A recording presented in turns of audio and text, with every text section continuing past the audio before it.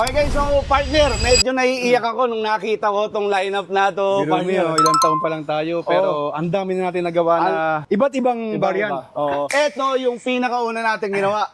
Isa sa pinakauna natin ginawa. Si Junior Legend. Bakit nagkaroon ng Junior? Kasi meron tayong Legend na malaki. Yung nasa showroom. Unang inisip natin, dalawang variant. Parang large tsaka medium size niya. Pero parehas partner, yung luxury comfort nandun na. Nandun pa rin. Pero Yung sino length nagreklamo? Ako yata. Ikaw yung nagreklamo, partner eh. Sabi ko parang masyadong bulky. Kailangan nating nipisan. Saka medyo kako ayoko nung mga edge aesthetic. Ito kasi may mga kanto pa. May mga kanto pa. Maarte ko eh. Saka mayabang ako. Gusto ko macho pa rin yung sasakyan. So ano ginawa mo partner? Ito yung final version natin for yung the sa Raptor.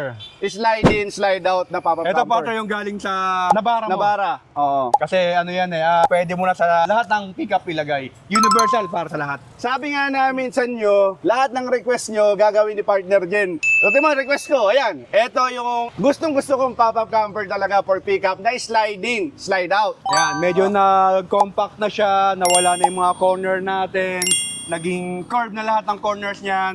Then lahat ng mga bolts natin, tinago na natin, nilesen natin para mas maganda tignan, aesthetic tignan. Ngayon partner, may kliyente naman tayo na lumapit naman sa atin. Sabi, nalilitan naman ako sa slide in, slide out. Naalala ko yan. Partner yung time na yan, hindi pa lumalabas yung tama raw sa Pilipinas.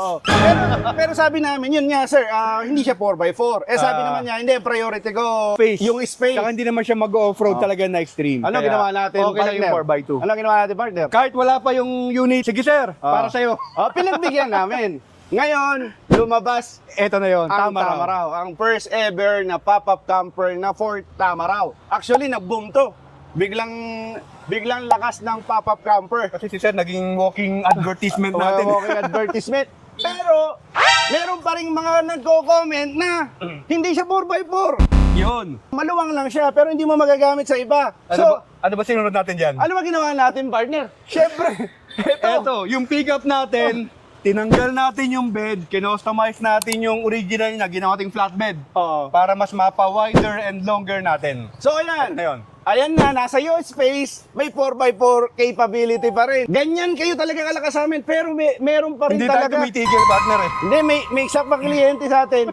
Maliit yung Tamaraw, maliit tong pickup natin. Eto na. Dumating. Ito na guys yung pinaka-latest natin. Ito pinaka-latest natin. Pop-up camper truck. Kung meron tayong condo, tawag mo rito, bila. Ito, bila na. Sigurado kami actually, meron na naman nagre-reklamo daw dito. May gusto na naman siyang paggawa na iba. Gagawin na namin. Akala nyo, endgame na yan? Ito, yung sa truck natin, basic lang natin to. Marami pa tayong pwedeng ilagay. Ang akala nyo, endgame na to for pop-up camper, diyan kayo nagkakamali. Kasi baka wala pa tayo sa middle. Wala pa. There's more to come. Wala pa tayo sa middle ng evolution ng pop-up camper. So again, this is Neo. And I'm Jen. And we are the Pop-Up Campers, please.